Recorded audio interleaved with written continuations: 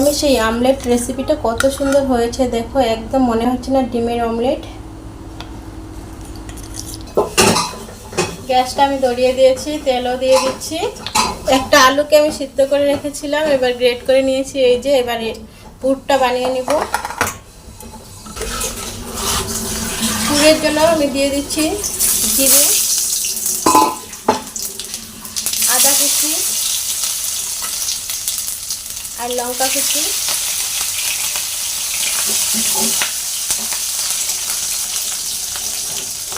দিয়ে একটু ভেজে নিচ্ছি।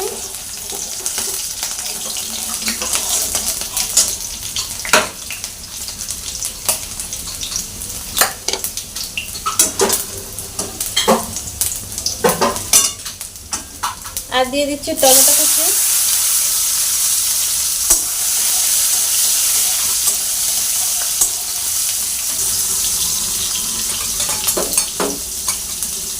এবার দিয়ে দিচ্ছি গ্রেট করা আলুটা।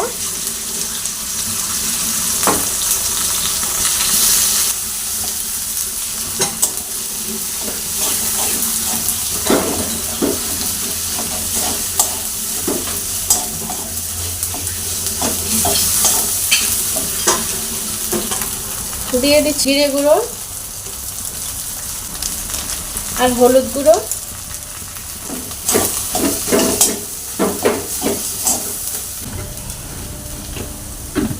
আর সামান্য পরিমাণ নুন। আমি লঙ্কা গুঁড়োটা দিচ্ছি না, যেহেতু অনেকগুলো কাঁচা লঙ্কা দিয়েছি।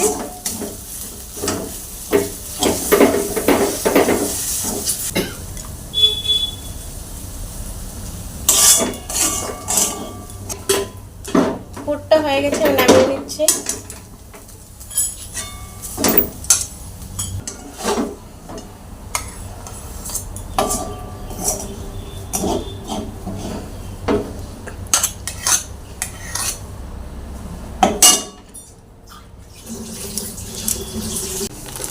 হাই ফ্রেন্ড, আজকে আমি তোমাদের সঙ্গে পাপড়ের একটা রেসিপি শেয়ার করব। এর জন্য আমি নিয়ে নিয়েছি পাপড়। এই যে দেখো, বড় বড় পাপড়।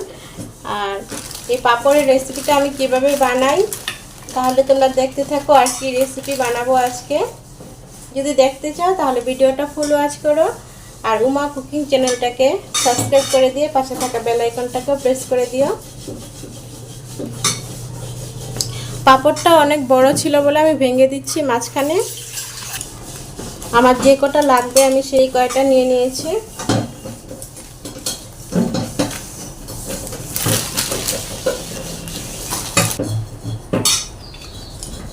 এবার পাপড়টাকে জলে ভিজিয়ে নিচ্ছি।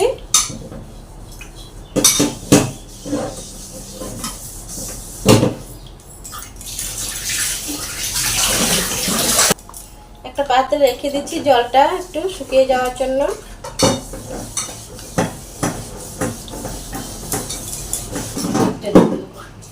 যে এইভাবে আমি একটা শুকনা থালায় রেখে দিচ্ছি।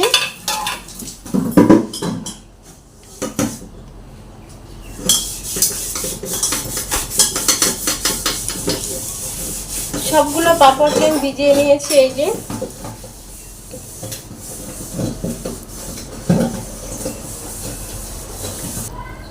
এবার আমি পাপড়ের মধ্যে পুরটা দিয়ে দিচ্ছি।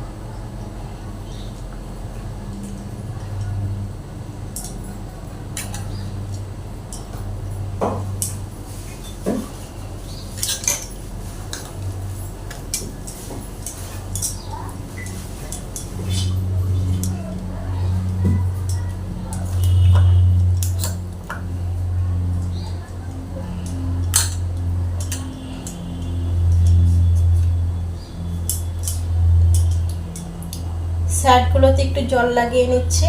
এভাবে ভাঁজ করে করে আমি বানিয়ে নিব প্রত্যেকটাকে।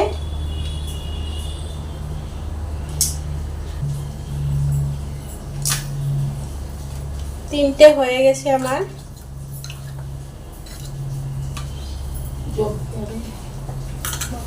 থেকে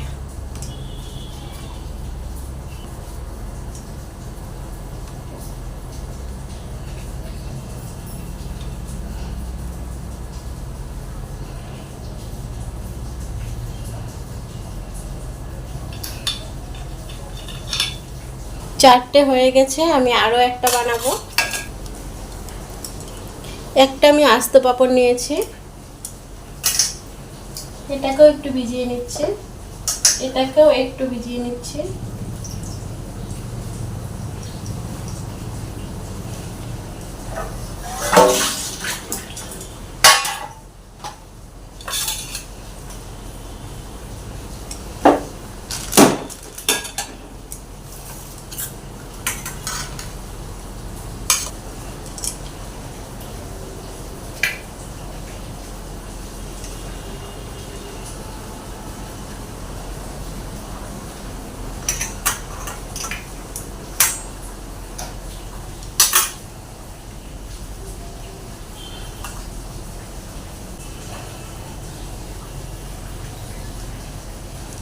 আমি তেল দিয়ে দিচ্ছি আবার।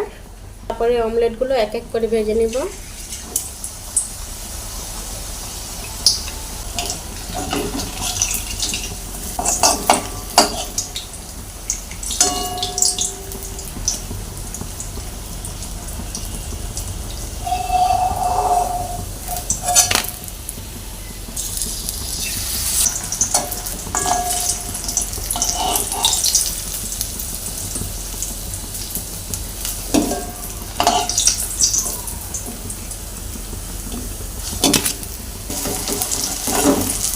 সবগুলো অমলেটকে আমি একসঙ্গে ভেজে নিচ্ছি।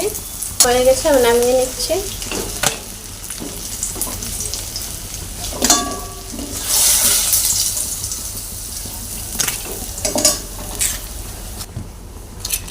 এই যে দেখো আমার নিরামিষ অমলেটগুলো দেখে কি মনে হচ্ছে? একদম ডিমের অমলেট, ঠিক কিনা বলো? এবার আমি ফোড়নে আবারও জিরে দিয়ে দিচ্ছি।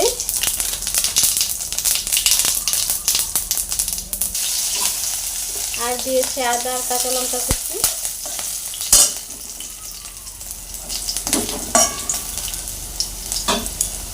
আর বাকি যে টমেটোটা ছিল সেটাও দিয়ে দিচ্ছি। আমি দুটো টমেটো নিয়েছিলাম। দিয়ে দিচ্ছি সামান্য নুন।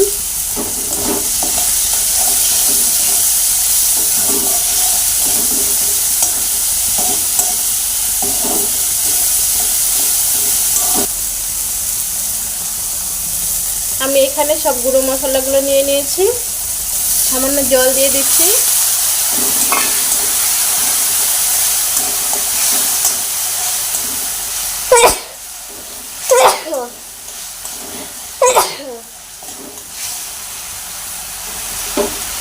আর এবার আমি জলটা দিয়ে দিয়েছি যেন মশলাটা জলে না যায়। এবার আমি এই গুঁড়ো মশলাগুলো দিয়ে দিচ্ছি। এখানে সব জিরে গুঁড়ো, ধনে গুঁড়ো, শুকনো লঙ্কা গুঁড়ো, হলুদ গুঁড়ো সব একসঙ্গে ছিল, দিয়ে দিয়েছি। এবার ভালো করে কষিয়ে নেব।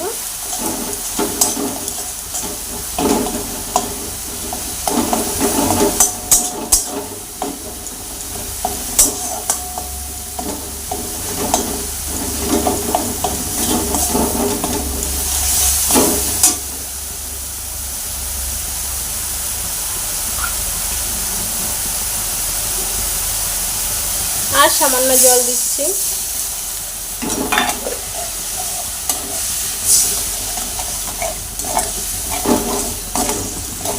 মশলাটা কষানো হয়ে গেছে। এবার আমি আলুর যে পুরটা বানিয়েছিলাম, কিছুটা বেঁচে গেছিলো, এবারে সেটা দিয়ে দিচ্ছি।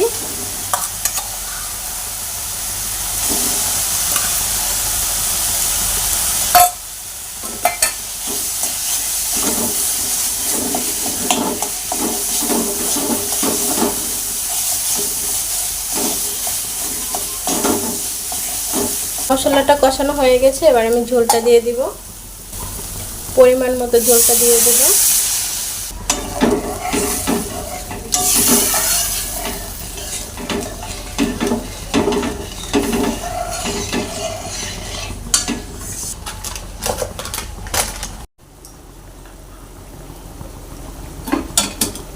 ঝোলটা ফুটে গেছে, এবার আমি পাপড়ের অমলেটগুলো দিয়ে দিচ্ছি।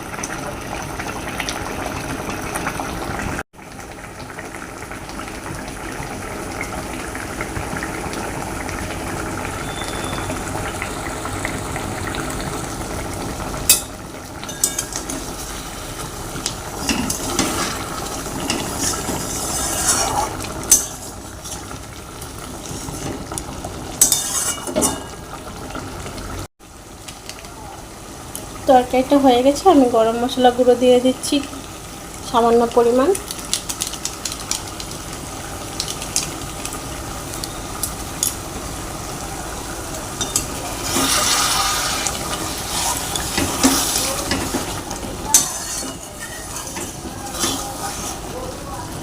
হয়ে গেছে, গ্যাসটাকে অফ করে দিচ্ছি।